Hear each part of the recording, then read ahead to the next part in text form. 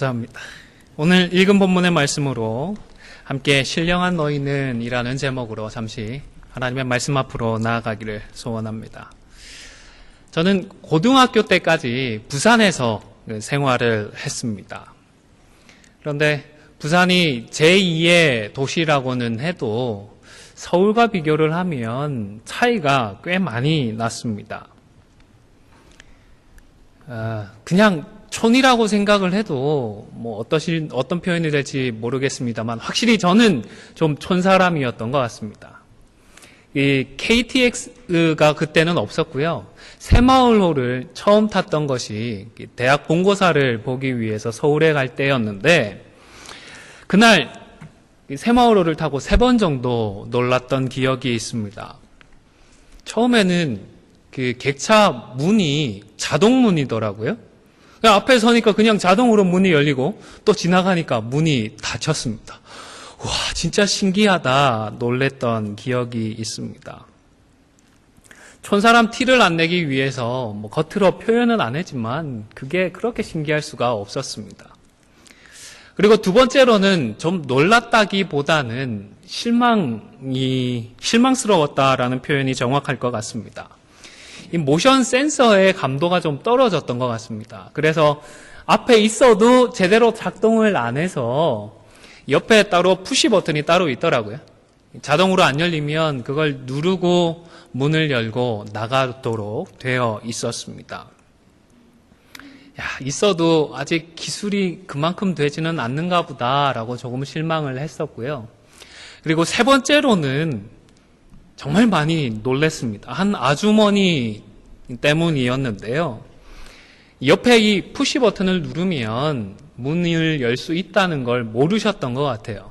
문 앞에 섰는데 문이 안 열리니까 이렇게 해봐도 꿈쩍하지 않으니까 짜증도 나고 답답하셨던 것 같아요. 이렇게 저렇게 좀 해보시면 좋을 텐데 죄송한 표현이지만 무식하면 어떻다고요?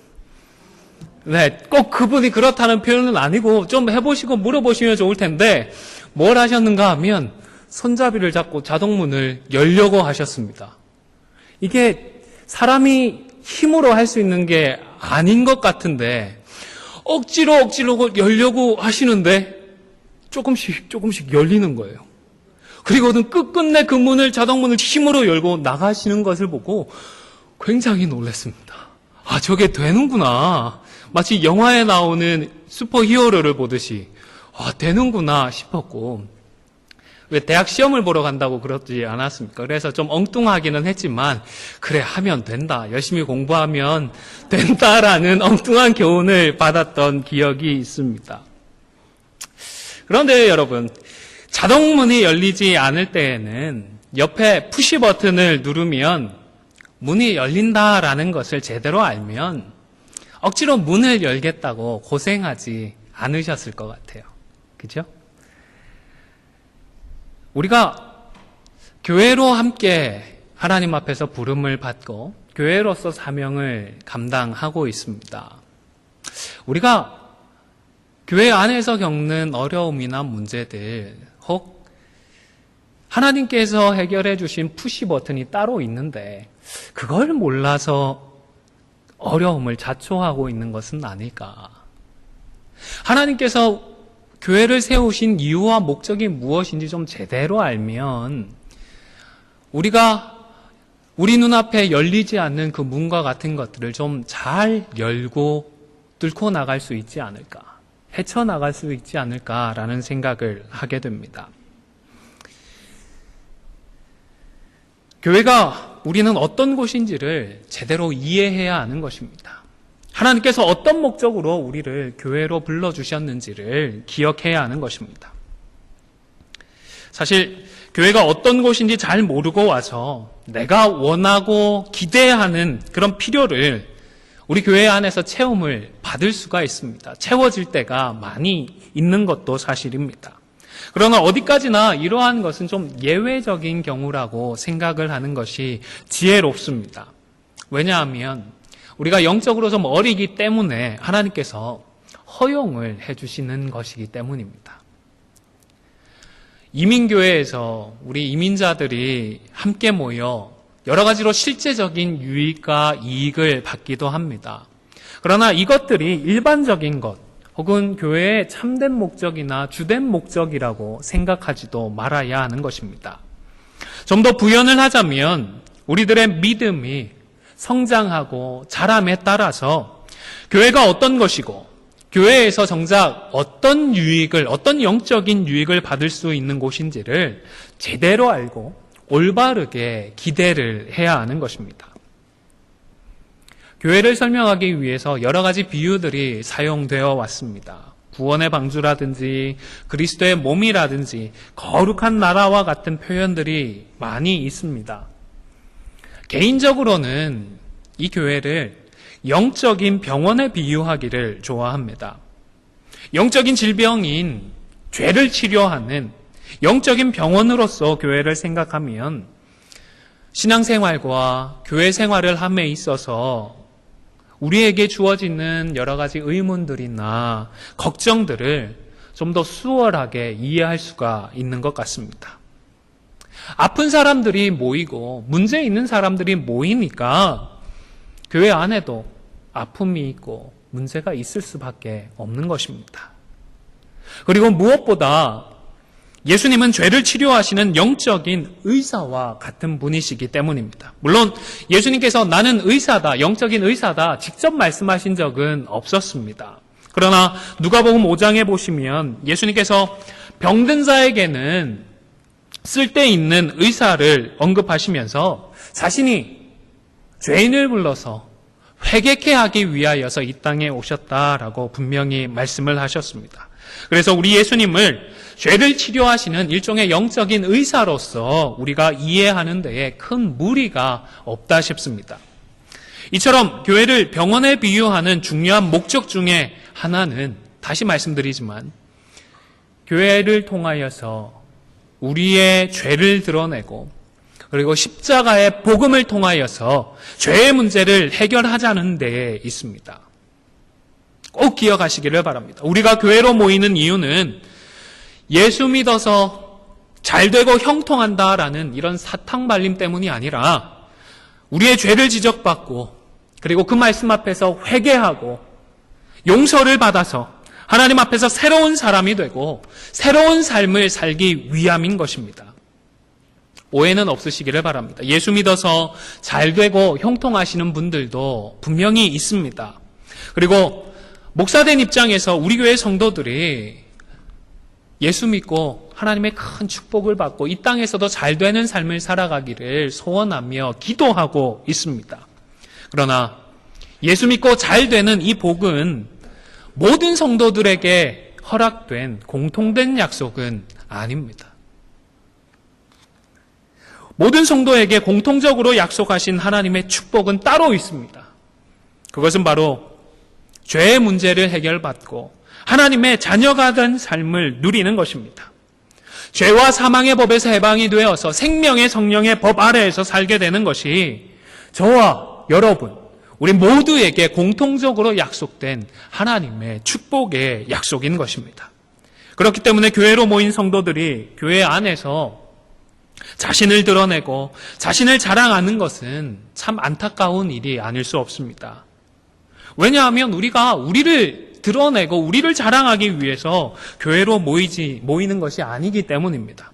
오히려 교회는 우리의 잘난 것이 아니라 반대로 우리의 연약함을 드러내고 우리의 제약된 부분을 말씀 앞에 드러내어서 치료받고 회복되어야 하는 것입니다. 사랑하는 성도 여러분, 특별히 교회로 모여 하나님 앞에, 하나님의 말씀 앞에 설 때에 그리고 하나님 앞에 기도할 때만큼은 정직하실 수 있기를 바랍니다. 사람들 앞에서는 우리의 연약하고 우리의 부족한 것들을 보이지 않게 가면 씌워버리고 전혀 그렇지 않은 것처럼 숨기려고 하지만 그러나 하나님 앞에서는 숨길 수도 없을 뿐더러 치료받고 회복될 수 있는 기회를 잃어버리는 것이 될 수 있습니다.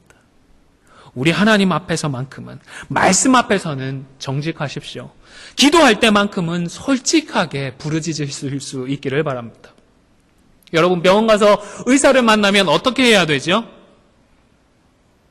어디가 아파서 왔는지, 아프면 그 아픔의 강도가 어떠한지, 무엇이 불편한지 그런 내용들을 소상하게 이야기해 주어야 합니다. 그런데 정작 의사를 만나서 내가 병원 밖에서 얼마나 잘 나가는 사람인지, 내가 얼마나 대단한 사람인지를 자랑하고 있다고 생각해 보십시오. 의사를 만나고 간호사를 붙들고서 우리 애가 어느 학교를 나오고 지금 직장은 어디를 다니고 연봉은 얼만데 자랑하고 있다고 생각을 해 보십시오. 소용이 있나요? 내가 치료받는 데는 전혀 도움이 되지 않는 일입니다. 아무리 좋게 생각을 해보려고 해도 의사 앞에서 자기를 자랑하고 내가 자랑할 수 있는 다른 것들을 드러내고 높이는 것, 이해해 주기가 어려운 것입니다. 이처럼 우리 성도들도 교회로 모여서만큼은 우리의 연약함과 죄악함을 드러내기를 주저하지 말아야 합니다. 십자가의 복음으로 진단을 받고 진리의 말씀으로 처방을 받아야 하는 것입니다. 그래야 치료를 받습니다. 그래야 우리가 회복될 수 있습니다. 그리고 그렇게 치료받고 회복이 되어야 우리의 삶이 변화됩니다. 우리의 가정이 변화되고요. 우리 교회가 변화되게 되는 것입니다. 말 그대로 그리스도 안에서 새로운 삶을 살아가게 되는 것입니다. 그래서일 것 같습니다. 바울은 오늘 갈라디아 지역의 여러 교회 성도들을 향하여서 범죄한 일이 드러난 성도를 바로잡아야 한다라고 권면을 하고 있습니다. 다시 말해서 교회는 성도 개개인의 분명한 그 연약함과 죄악됨을 드러내고 그것을 치료해야 된다라고 말씀을 하는 것입니다.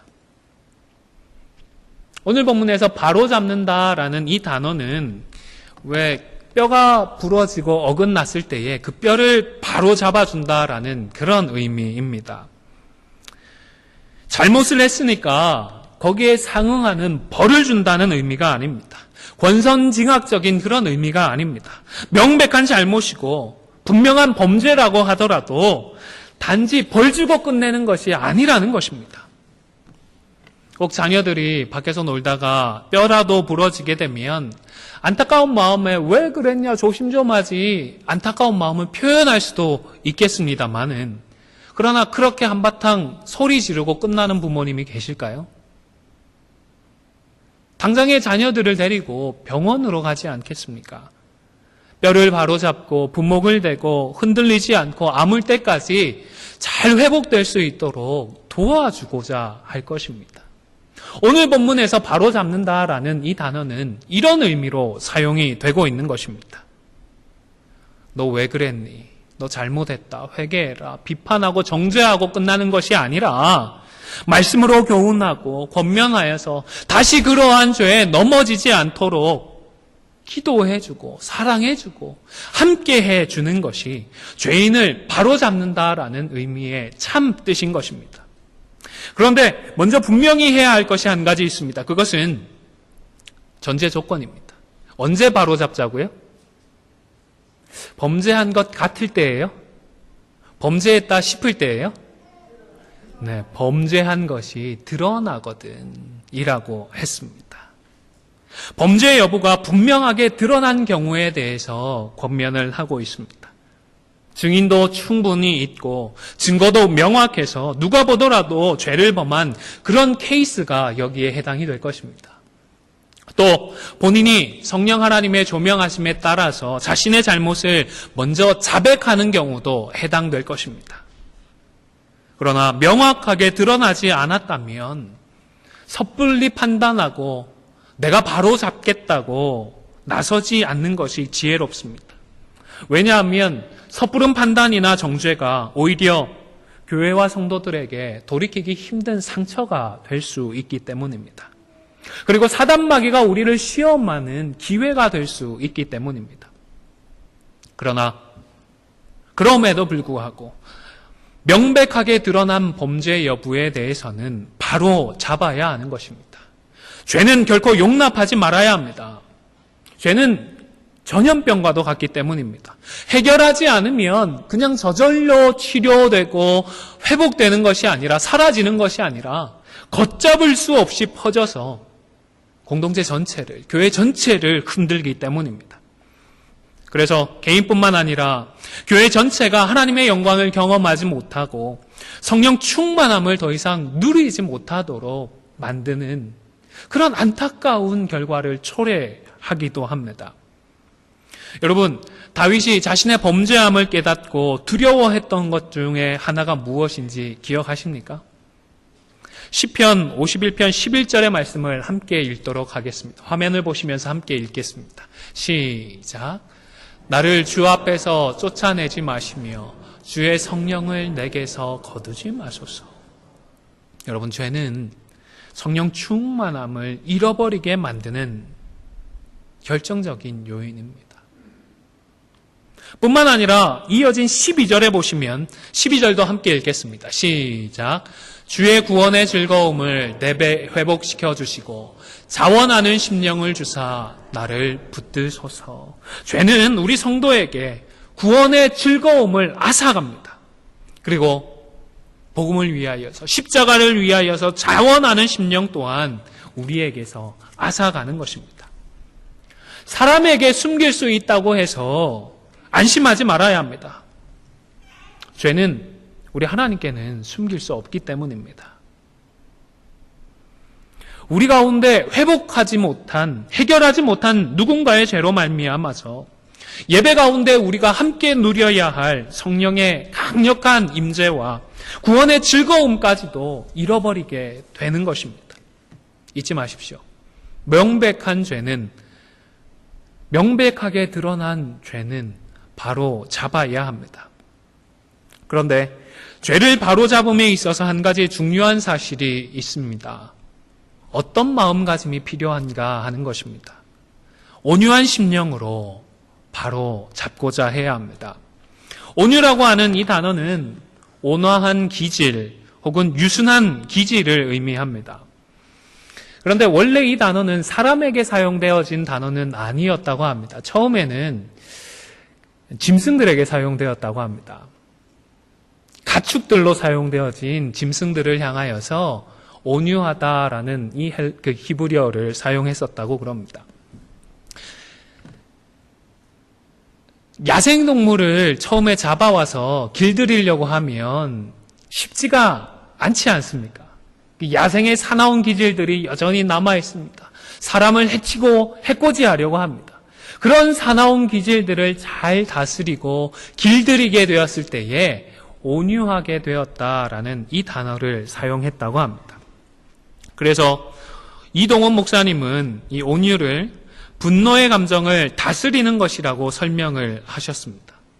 그리고 고대 철학자 아리스토텔레스를 인용하면서 분노와 무관심 사이에 존재하는 절제된 중용의 감정이라고도 설명을 하셨습니다.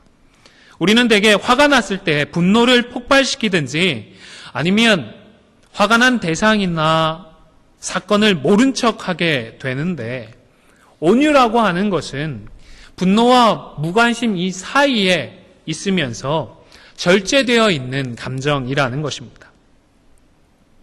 그런데 저는 좀 더 나아가서 이 온유라고 하는 감정이 다른 성령의 열매들을 누리고 또 지속할 수 있는 토대가 되는 열매다라고 생각을 합니다. 사랑의 열매를 예로 들어보겠습니다. 사랑의 반대가 뭐죠? 미움이라고 하시는 분도 있고 무관심이라고 하시는 분들도 계시는 것 같아요. 아리스토텔레스의 표현과도 좀 비슷할 수 있겠다 싶은데요. 무관심해도 사랑하지 않고 미워해도 화가 나도 사랑하기 힘든 것 같습니다. 그런데 그 사이 어디쯤인가 정말로 중용의 자리에 있게 되어지면, 다시 말하면 온유한 자리에 있게 되어지면 사랑할 수 있지 않겠습니까? 그 사랑을 지켜나갈 수 있는 것 아니겠습니까? 다른 성령의 열매들도 마찬가지다 싶습니다. 우리의 죄악된 사나운 기질들이 절제되지 않고 길들여지지 않고 여전히 그렇게 난폭하게 남아있을 때에는 성령의 열매들을 맺지 못하는 것입니다. 그런데 이 온유함을 지켜나가게 되어질 때에 야생동물과도 같은 그런 거친 기질들을 극복해서 우리는 성령의 열매들을 맺어 나갈 수가 있는 것입니다. 뿐만 아니라 죄를 바로 잡음에 있어서도 이 온유함은 정말 중요합니다. 왜냐하면 온유한 심령 없이는 교만해지기 쉽기 때문입니다.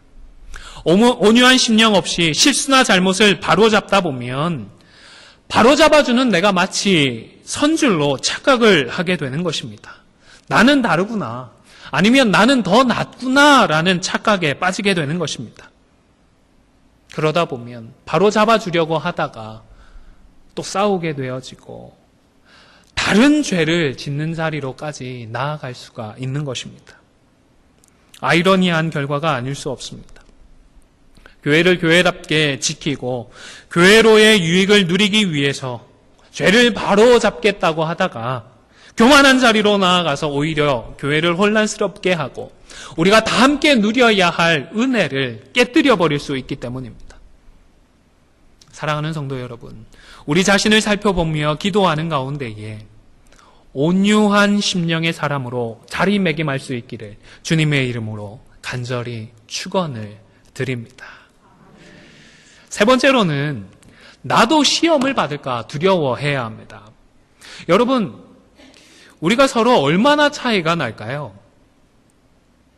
물론 신앙이 좋은 분들을 보면 나는 언제쯤 저런 분처럼 될 수 있을까 부러워하는 마음이 드는 것도 사실입니다. 나와는 정말 차이가 많은 분이다 싶은 생각이 들기도 합니다. 그러나 우리 하나님이 평가하실 때에는 별로 차이가 나지 않습니다. 제가 위로하고 격려하기 위해서 그냥 하는 말이 아닙니다. 별로 차이 나지 않습니다. 엘리야 선지자 하면 대단한 사람으로 생각이 되지만 그러나 야고보 사도가 엘리야를 평가하면서 어떻게 평가했을까요? 야고보서 5장 17절 말씀을 같이 읽겠습니다. 시작. 엘리야는 우리와 성정이 같은 사람이로되 그가 비가 오지 않기를 간절히 기도한즉 3년 6개월 동안 땅에 비가 오지 아니하고 비가 오지 않게 기도했더니 비도 안 오고요. 또 비 오게 기도했더니 비가 왔는데 그런 대단한 사람인 것 같은데 결론은 뭐죠? 우리와 다르다? 아닙니다. 우리와 같다라고 결론을 내리는 것입니다. 사실 그래서 이런 일을 했던 엘리야이지만 시험이 닥쳐왔을 때에 힘이 들어서 엘리야도 하나님 제발 좀 이제는 저 죽여주십시오. 천국 보내주십시오. 그렇게 절규했던 것입니다. 기본적으로 우리는 다 성정이 같은 사람들입니다. 비록 실수로 죄를 범한 사람과 그리고 은혜로 죄를 범하지 않고 죄를 바로잡아 줄 수 있는 사람의 입장으로 나뉘기는 했지만 그러나 차이는 나지 않는 것입니다. 그렇기 때문에 비록 지금은 내가 다른 사람의 죄를 바로잡아 주고 있다고 하더라도 언제고 나도 그 자리에 바로잡힘을 받아야 하는 자리에 넘어질 수 있다라는 사실을 잊지 말아야 하는 것입니다. 의사들 중에서도 전염병을 다루는 의사들은 언제고 나도 전염될 수 있다라는 사실을 절대로 잊지 않습니다. 잘 아시지 않습니까? 요즘에는 전염성이 강한 질병을 치료하는 의사들은 TV에서 한 번씩 보시면 어떤 복장이죠? 그냥 가운만 걸치지 않습니다. 마치 우주복을 입은 것처럼 완전히 밀폐된 그런 복장을 갖추고 환자를 치료하는 것을 볼 수 있습니다. 이처럼 연약한 성도들을 돕고 또 범죄한 성도들을 바로잡아 줄 때에는 나도 똑같은 시험을 받아서 그렇게 넘어질 수 있다라는 그 사실을 절대로 잊지 말아야 하는 것입니다. 저는 이 구절을 묵상하면서 바울이 이렇게까지 겁을 주는데 나도 시험을 받을 수 있는데 무서워서 과연 바로잡는 일을 하려는 마음을 가질 수 있을까라는 생각이 들었습니다. 솔직히 말해서 그냥 모르는 척 하는 게 속 편하고 더 낫지 않을까라는 생각을 했던 것입니다. 다른 사람들이 이런 생각을 할 것이라는 것을 바울이 어느 정도 예측을 했기 때문일까요? 바울은 6장 1절에서 중요한 한 단어를 포함시켜 두고 있습니다. 우리 6장 1절 말씀을 같이 한 번 더 읽도록 하겠습니다. 시작. 형제들아, 사람이 만일 무슨 범죄한 일이 드러나거든 신령한 너희는 온유한 심령으로 그러한 자를 바로잡고 너 자신을 살펴보아 너도 시험을 받을까 두려워하라. 바울은 갈라디아 지역의 여러 교회 성도들을 향하여서 굳이 신령한 너희는 이라고 표현을 해 주었습니다. 이 표현은 그들에게는 다른 지역의 성도들에게서는 찾아볼 수 없는 특별한 은사가 있다든지 그들에게는 유독 두드러진 영적인 다른 능력을 가졌다라는 그런 의미로 이 신령한이라는 단어를 사용하지 않았습니다. 이것은 성령으로 거듭난 모든 성도들을 지칭하는 그런 단어입니다.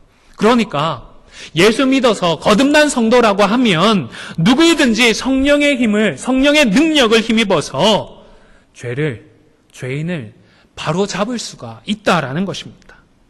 사랑하는 성도 여러분, 예수 그리스도의 십자가의 복음으로 거듭난 성도들은 이제는 모두가 죄의 영향력을 떨쳐내고 죄의 권세를 이길 수 있는 비법을 가진 사람임을 믿으실 수 있기를 바랍니다. 죄를 이길 수 있습니다. 질병에 대한 치료약이 있고 치료 방법을 아는 의사는 더 이상 병을 두려워하지는 않습니다. 조심할 필요는 있지만 병이 아니라 이제는 병으로 고통받고 있는 사람에게 집중을 하는 것입니다. 마찬가지로 복음의 능력을 소유한 우리는 이제 죄가 아니라 죄로 힘들어하고 죄로 신음하고 있는 우리 성도들에게로, 지체들에게로 눈을 돌려야 합니다. 그리고 바로 잡아주는 자리로 헌신해야 합니다.